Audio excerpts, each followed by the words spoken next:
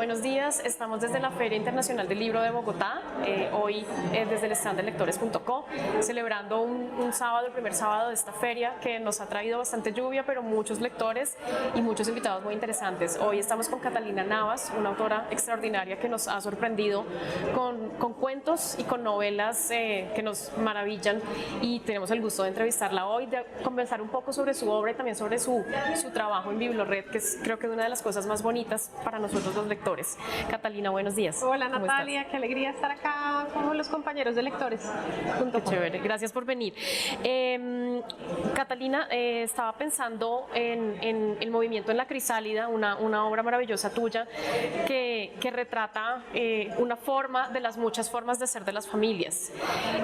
Y en algún momento decías en alguna entrevista que te gusta precisamente ese lado que nos sale en las fotografías, ese lado, no sé si decir oscuro, pero no la familia ideal y soñada, sino esas otras muchas formas que tienen las familias.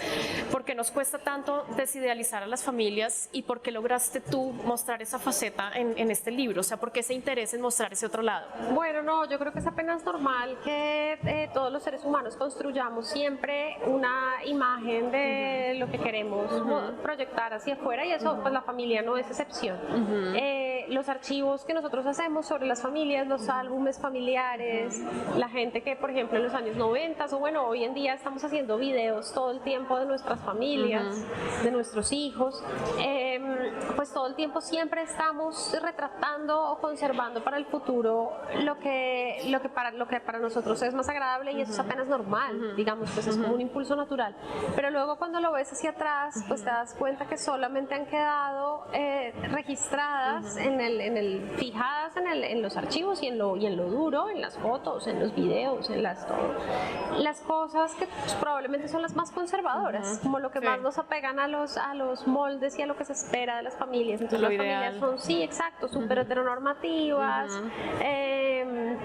La gente que tenía expresiones de género diversas pues queda muy borrada de esos archivos, y entonces me interesa mucho esa relación entre lo que se dice y lo que no queda tan dicho en esos archivos familiares. Tendremos que ver qué pasa en unos 20 años cuando volvamos a los Instagram de hoy en día o a los videos. Sí, eso va a ser como toda una arqueología, ¿no? Sí, quién sabe qué irá a pasar, porque me parece que se están como que se pierden. No sé, estaría bueno, sí, se pierden. Va a ser más arqueología que la que hacemos ahora sobre los archivos de los años 90, 2000, 80. El libro te dejó, digamos que es muy chévere cuando uno entiende que no siempre en la escritura se busca responder cosas, sino dejar preguntas planteadas. ¿A ti te dejó preguntas este libro y muchas?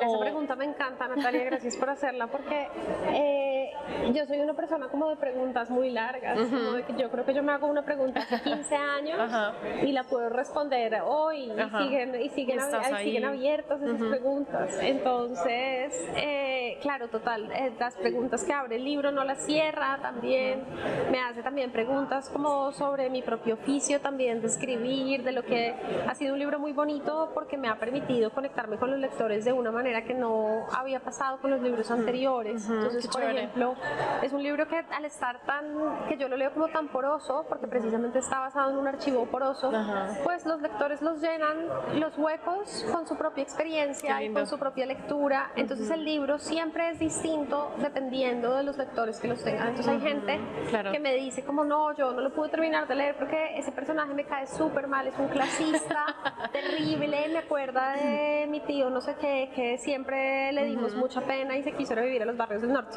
¿sabes? Y entonces tú ves ahí como los sentimientos de la persona, y entonces ese lector pues es un lector que está transformándose por el libro, pero él también transforma el libro.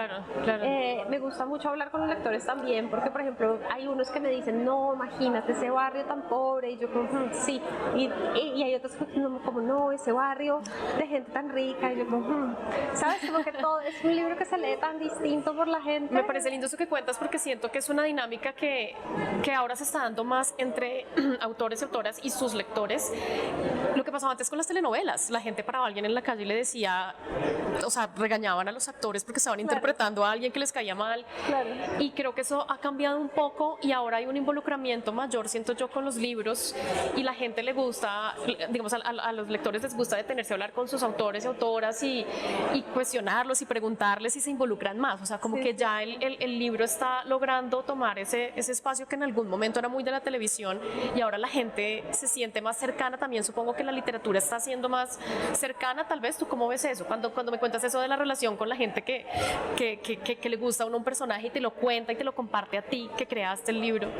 Yo creo que tiene que ver también con que la televisión, como la conocíamos, las novelas, pues digamos, se están siendo desplazadas por las plataformas. Sí. Y los libros entonces también han entrado como a ser parte de esas largas ficciones que antes no las entregaba la televisión tal cual. Ahora tú puedes escoger, ¿no? Tú tienes mucha más agencia como espectador o como lector que la que tenías hace 20 años, en la que participa más. Sí, o incluso, por ejemplo, incluso con las mismas lecturas. Esta mañana estaba hablando con Juan, mi novio, y él decía, tú no te imaginas lo que era el panorama lector hace 20 años, como el mercado lector hace 20 años. Había 4 autores y eran los autores que se ponían a disposición de los lectores. Hoy en día, no solamente los escritores colombianos, sino también como latinoamericanos y de otras partes del mundo, pues tienes mucha agencia como lector para encontrar un camino que a veces puede no encontrarse nunca con un camino de un lector que está muy cerca a ti. Leemos cosas muy distintas. Claro. ¿Cómo ha sido tu recorrido, digamos, entre la novela y el cuento? Hay gente que siempre se queda en uno o en otro, que es difícil dar el salto por muchas razones. Algunos autores dicen que les cuesta moverse a la novela porque les implica un trabajo, digamos, mayor para crear los personajes, para sostener una historia. Tú te has movido en las dos aguas. ¿Qué es lo que más te gusta de cada género, entendiendo que a veces se hibridan incluso, pero ¿qué te permite cada uno? Yo escribo, creo que soy mucho más amiga de la novela que del cuento.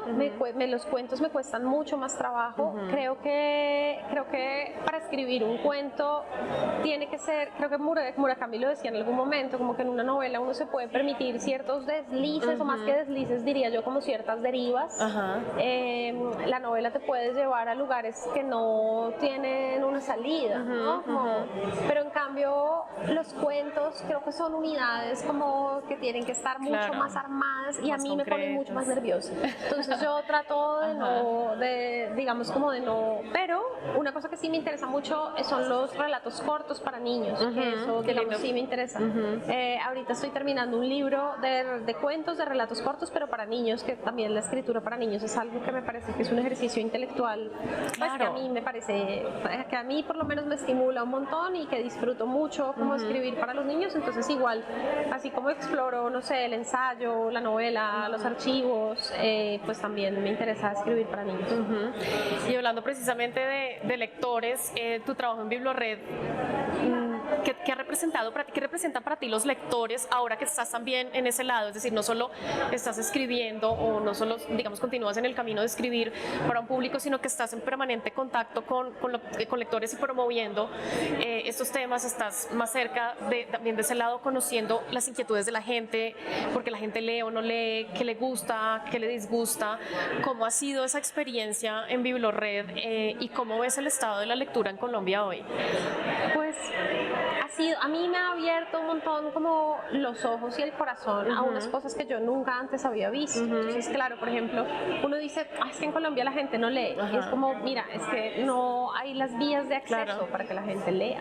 Los precios de los libros son complicados. Entonces, exacto. Entonces, es como, claro, en Bogotá hay 28 bibliotecas públicas. Además de las 28 hay bibliotecas itinerantes. Tenemos el Bibliomóvil, que es una biblioteca que es un carrito de biblioteca. Las bibliotecas itinerantes, que son como bibliotecas modulares, que a donde llegan se despliegan y hacen sillas en lugares de talleres, y la idea es que esas bibliotecas vayan a muchos otros lugares, pero pues claro, hacen falta recursos, necesitamos más recursos para la cultura, para la lectura, para que la gente pueda llegar. Imagínate, por ejemplo, la gente en el Sumapaz. El Sumapaz es una localidad en la que hay 4 horas de distancia entre las veredas cercanas y la Plaza de Bolívar. ¿qué estamos haciendo nosotros para solucionar esas brechas de para acceso? cubrir eso. Ahora ustedes, por ejemplo, están acá frente a la editorial Dado, que hace libros para todas las personas, libros, por ejemplo, para personas con discapacidad visual.